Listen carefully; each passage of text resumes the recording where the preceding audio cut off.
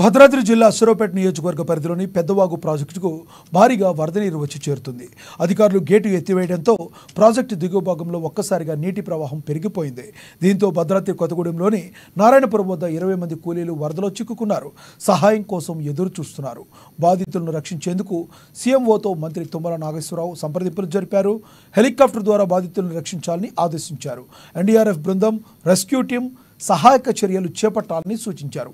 Rescue చేసిన వారిని సురక్షితంగా అశ్వరావుపేట అగ్రికల్చర్ కాలేజీకి తరలించారు.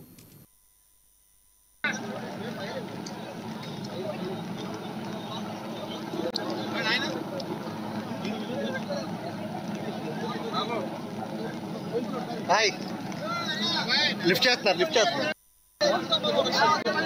రావు సార్, ఇక్కడ చేస్తున్నారు చూడండి.